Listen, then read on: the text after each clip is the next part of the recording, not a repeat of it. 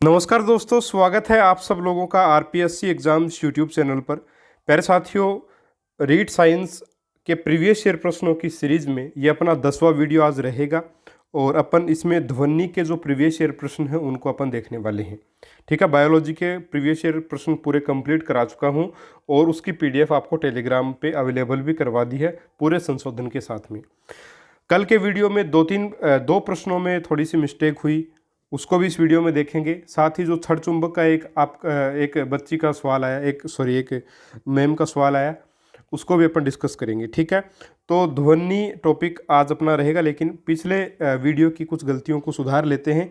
और साथियों, एक दो कमेंट ये भी आते हैं कि सर हर वीडियो में गलतियाँ होती हैं, तो देखिए हर वीडियो में गलती होती है तो उसको अगली वीडियो में सुधारा भी जाता है। ठीक है, और कुछ बोलते हैं कि सर क्या इसी प्रकार से हमें अगला वीडियो देखना ज़रूरी होगा। तो अगर आपको लगता है गलती है तो आप अगला वीडियो देखने में कहाँ पे कोई परेशानी, आपको अगला वीडियो ज़रूर देख लेना चाहिए। कहाँ पे दिक्कत है भाई? अगर एरर आ रहा है तो उसको ठीक करवा रहे हैं। अब इस वीडियो में भी अगर कहीं पर भी कोई गलती हो तो उसको आप जो है वो कमेंट बॉक्स में डाल सकते हैं।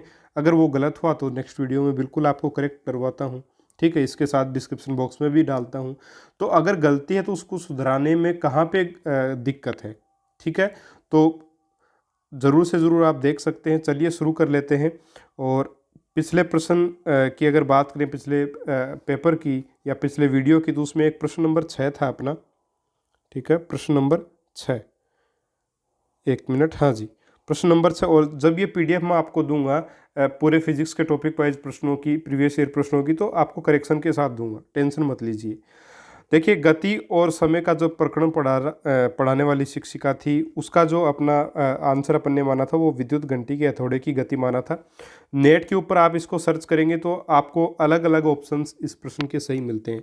इसके बाद काफ़ी मशक्क़त के बाद सीटेट 2014 का पेपर मिला। सितंबर माह का पेपर था, फरवरी में जो था उसमें नहीं था ये प्रश्न।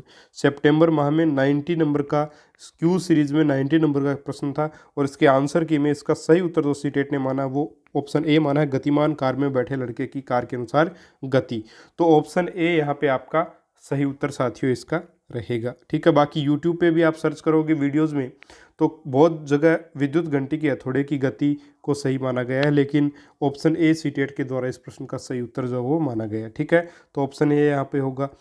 अगला आपका एक प्रश्न था 24 नंबर का प्रश्न, जिसमें किसी लड़की ने पूछा था कि सर, हाँ, छड़ चुंबक को कैसे रखेंगे और नाल चुंबक के बीच में क्या लकड़ी का टुकड़ा नहीं रखेंगे। तो देखिए, इसका सिंपल सा एक सिद्धांत है। ये आपका एनसीईआरटी की बुक जो कक्षा 7 की है उसमें दे रखा है कि अगर आपके पास छड़ चुंबक है, छड़ चुंबक यानी इस प्रकार की चुंबकें अगर आपके पास हैं, ठीक है, इस प्रकार की चुंबकें नॉर्थ साउथ साउथ नॉर्थ, ठीक है, तो इनको अपन भंडारित जब करेंगे, रखेंगे, तो इनको इस प्रकार से रख लेंगे, इधर नॉर्थ हो, इसका इधर साउथ हो, इसका इधर साउथ, इसका नॉर्थ, और बीच में इसमें क्या रखेंगे, लकड़ी का टुकड़ा। क्या रखेंगे?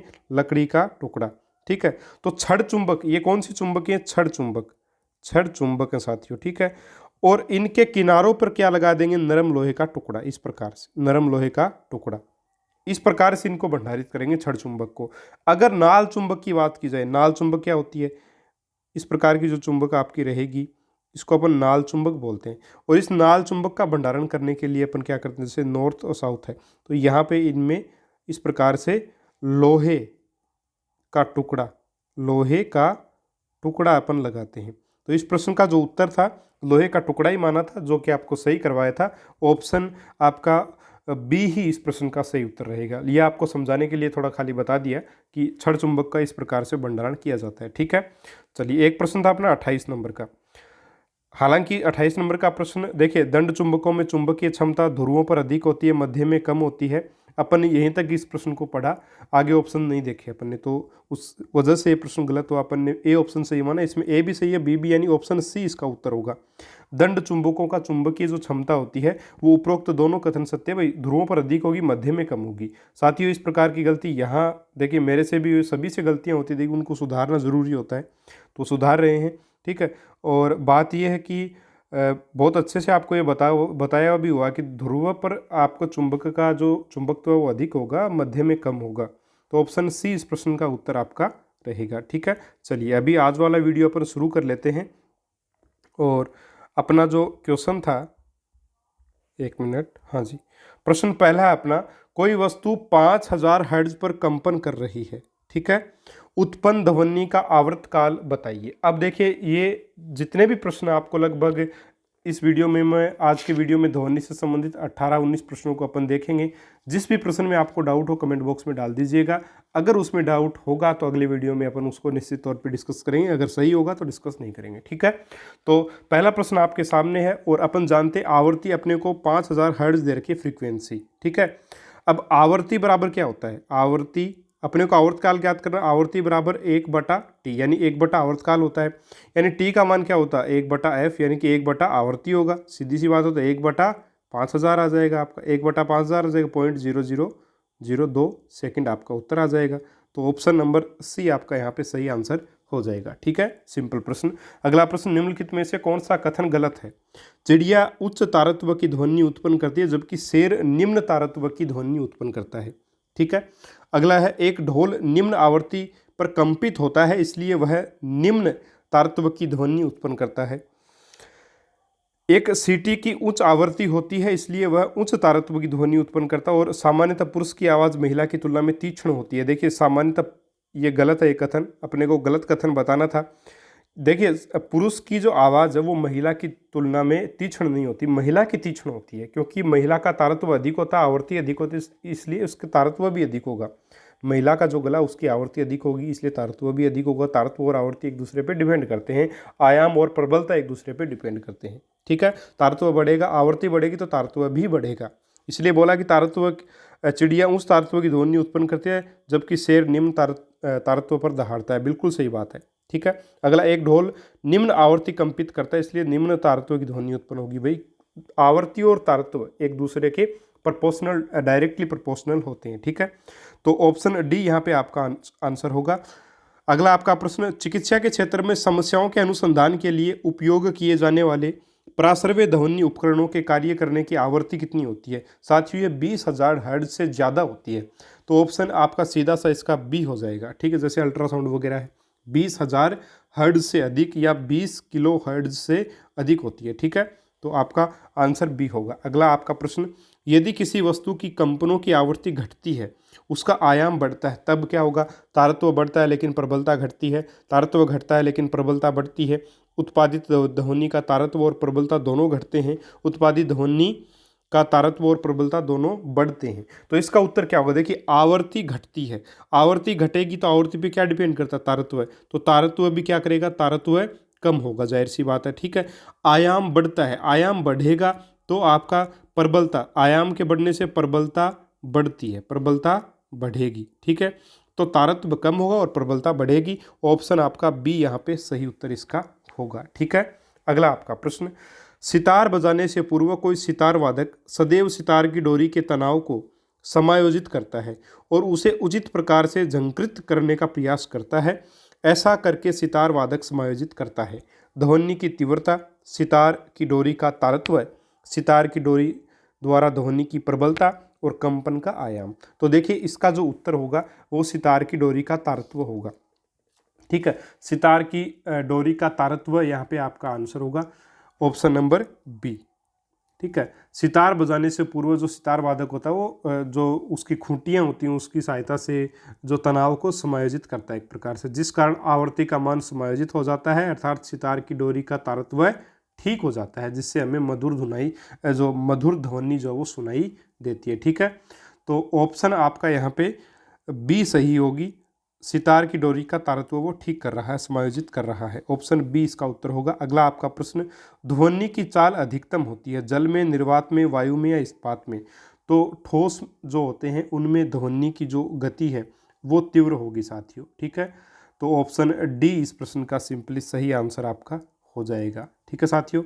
अगला आपका प्रश्न है, सामान्य ताप एवं दाब पर ध्वनि की वायु में चाल 332 मीटर प्रति सेकंड है, यदि दाब 4 गुना हो जाए तो ध्वनि की चाल कितनी होगी। मैंने आपको बहुत अच्छे से नोट्स में लिखवाया हुआ है कि ध्वनि की चाल पर दाब का कोई प्रभाव नहीं पड़ता है, इसलिए यहाँ पे 332 मीटर प्रति सेकंड दे रखा, तो वही आपका उत्तर होगा। यह रीट 2016 यूपी टेट 2016 में पूछा गया प्रश्न है। ठीक है। अगला प्रश्न, मानव के कान कितनी आवृत्ति वाली ध्वनि सुन सकते हैं? मानव के जो कान हैं कितनी आवृत्ति वाले? तो साथियों ये सुन सकते हैं आपके 20 हर्ट्ज से लेकर के 20 किलो हर्ट्ज तक की, ठीक है। 20 हर्ट्ज से कम नहीं सुन सकते और 20 किलो हर्ट्ज से ज़्यादा नहीं सुन सकते, यानी 20 हर्ट्ज से 20,000 हर्ट्ज, ये आपका उत्तर होगा। 20,000 हर्ट्ज को 20 किलो हर्ट्ज भी लिखा जा सकता है, क्योंकि 1 किलो हर्ट्ज में आपके 1000 हर्ट्ज आपके रहेंगे, ठीक है। तो यहाँ पे आपका ऑप्शन डी आपका आंसर रहेगा। अगला प्रश्न, निम्न के लिए सोनार तकनीक का उपयोग किया जाता है?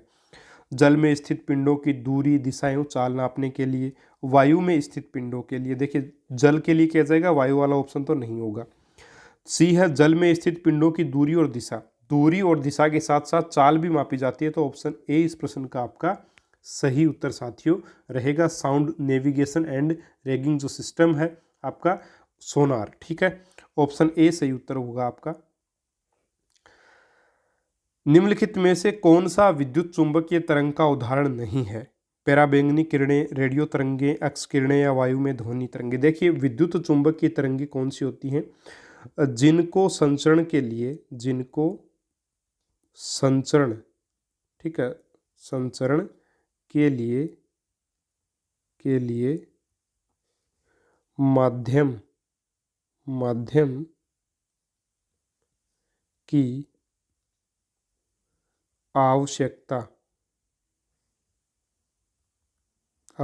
नहीं होती, उनको बोलते हैं अपन विद्युत चुंबकीय तरंगें, ठीक है। तो पराबैंगनी किरणें, रेडियो तरंगें, एक्स किरणें, गामा किरणें, अल्फा किरणें, ये सारी की सारी विद्युत चुंबकीय तरंगें हैं। लेकिन वायु में ध्वनि जो तरंगें हैं उनको ध्वनि तरंगों को किसी न किसी माध्यम की आवश्यकता होती है। बिना माध्यम के ध्वनि की तरंगें गमन नहीं कर सकती, इसलिए ऑप्शन डी इस प्रश्न का आपका उत्तर रहेगा, ठीक है। अगला प्रश्न, दो डंबल के जोड़े एक दूसरे से टकराते हैं तो उत्पन्न ध्वनि होगी, गोलीय, वृत्तीय, बेलनाकार या समतल। अब दो डंबल के जोड़े, ठीक है, तो दो डंबल के जोड़े एक दूसरे से टकराते हैं तो उत्पन्न ध्वनि गोली होती है, क्योंकि डंबल के टकराने वाले भागों की आकृति भी क्या कैसी होती है? गोली आकृति होती है। भाई डंबल इसी प्रकार के तो आपके होंगे, ठीक है, कुछ इस प्रकार के आपके डंबल होते हैं। अब इनको टकराएंगे अपन तो जाहिर सी बात है इनके ये जो भाग हैं ये भाग आपस में यही तो टकराएंगे, और ये कैसे हैं? गोलाकार हैं, तो गोलीय ध्वनि ही उत्पन्न होगी। ऑप्शन ए इस प्रश्न का उत्तर आपका रहेगा, ठीक है। अगला प्रश्न, समान ताप पर ध्वनि की चाल अधिकतम होती है? ये साथियों हाइड्रोजन गैस इसका उत्तर रहेगा, थोड़ा सा ध्यान में रखिएगा। समान ताप पर हाइड्रोजन गैस में सबसे अधिक चाल होगी ध्वनि की, ठीक है। अगला प्रश्न, निम्न में से ध्वनि का कौन सा अभिलाक्षणिक गुण कंपनों के आयाम पर डिपेंड करता है? बता दिया मैंने पहले ही वीडियो में, आयाम के ऊपर कौन डिपेंड करता है? प्रबलता, ठीक है, प्रबलता, और तारत्व पे आपकी आवर्ती, ठीक है। तो तारत्व और आवर्ती का संबंध होता है और आयाम और प्रबलता का, तो ऑप्शन सी इस प्रश्न का उत्तर होगा। आयाम अगर अधिक हो जाएगा तो प्रबलता भी अधिक हो जाएगी, तारत्व अधिक हो जाएगा तो आवर्ती अधिक हो जाएगी, ठीक है। अगला प्रश्न, खालिस्तान से अधिक प्रबलता का शोर मानव के कानों के लिए कष्टदायक है? 80 डेसिबल इसका उत्तर साथियों रहेगा। आरटेट 2012 का प्रश्न। अगला प्रश्न, निम्नलिखित में से कौन सा सही नहीं है? ए, संचरण हेतु ध्वनि तरंग को माध्यम की आवश्यकता होती है। बी, ध्वनि का वेग प्रकाश के वेग से अधिक होता है। सी, ध्वनि तरंगे अनुदैर्ध्य प्रकृति की होती हैं। और डी है, प्रकाश तरंग विद्युत चुंबकीय तरंगे होती हैं। देखिए प्रकाश तरंगे विद्युत चुंबकीय तरंगे होती है, क्योंकि इनको चलने के लिए जरूरी नहीं है कि माध्यम की कोई आवश्यकता ही हो, है ना, ये कंपलसरी नहीं है, तो बिल्कुल विद्युत चुंबकीय तरंगे होंगे। और ध्वनि जो तरंगे वो अनुदैर्ध्य प्रकृति की होती हैं। ध्वनि का वेग प्रकाश के वेग से अधिक होता है? बिल्कुल नहीं होता साथियों। प्रकाश का वेग देखिए बहुत ज़्यादा होता है, ध्वनि का वेग तो अगर अपन एक सामान्य सी अगर बात करें तो अपने को पिछले प्रश्न में दिया गया 332 मीटर प्रति सेकंड, ये आपका चाल है वायु की, सॉरी ध्वनि की, ठीक है। वायु में ध्वनि की चाल जो वायु में आपकी ये दे रखी है सामान्य तौर पे, जबकि प्रकाश का कितना होता है? 3 × 10⁸ मीटर प्रति सेकंड होता है, ठीक है, ये गति होती है, ये चाल होती है, ठीक है। तो ऑप्शन बी इस प्रश्न का आपका उत्तर हो जाएगा। अगला आपका प्रश्न, ये प्रकाश की चाल है, ठीक है, प्रकाश की चाल। अगला आपका प्रश्न है, ध्वनि का तारत्व निर्भर करता है, आवर्ती पे डिपेंड करता है। ये प्रश्न बहुत बार पूछे जाते हैं, आवर्ती आयाम के रिलेटेड, आवर्ती और प्रबल जो आपका तारत्व होता है उसके ऊपर, और आयाम और प्रबलता इनको कंपेयर करके प्रश्न पूछ लिया जाता है बहुत बार, ठीक है, ध्यान रखिएगा। अल्ट्रासाउंड की आवर्ती होती है, जितने भी आपके चिकित्सकीय क्षेत्र में उपकरण काम में लिए जाते हैं उसमें जो आपके तरंगों का उपयोग होगा, ध्वनि तरंगों का उपयोग, उनकी जो आवर्ती होगी साथियों वो हमेशा 20 किलो हर्ट्ज यानी 20,000 हर्ट्ज से अधिक होगी। तो निश्चित इस प्रश्न का उत्तर आपका डी ऑप्शन रहेगा, ठीक है। नेक्स्ट आपका क्वेश्चन है, लास्ट प्रश्न इस वीडियो का अपना, पराध्वनि विमान उड़ते हैं, पराध्वनि विमान उड़ते हैं ध्वनि की चाल से, प्रकाश की चाल से, ध्वनि की चाल से अधिक या ध्वनि की चाल से कम। देखिए ध्वनि की चाल से नहीं होगा, प्रकाश की चाल से उड़ नहीं सकते, बहुत ज़्यादा लाइट स्पीड होती है, सिर्फ फिल्मों में ऐसा पॉसिबल है। ध्वनि की चाल ये होगा नहीं, ठीक है। अब देखिए ये यहाँ पे ध्वनि की चाल से कम, ठीक है, तो ये ऑप्शन भी नहीं है, ऑप्शन सी सही होगा। अपन जानते हैं जब फाइटर प्लेन उड़ता है, ठीक है, तब वो निकल जाता है उसके बाद उसकी आवाज़ अपने को सुनाई देती है। तो ऑप्शन सी इसका उत्तर होगा, ध्वनि की चाल से अधिक रफ्तार से उड़ते हैं। ऑप्शन सी इस प्रश्न का सही उत्तर आपका साथियों हो जाएगा। उम्मीद करूंगा ये 18 प्रश्न आपको निश्चित ही पसंद आए होंगे। नेक्स्ट वीडियो अपना बनेगा प्रकाश के पुराने प्रश्नों पर। इस वीडियो में किसी प्रश्न पे आपको डाउट है लिख के ज़रूर भेजिएगा, ठीक है साथियों।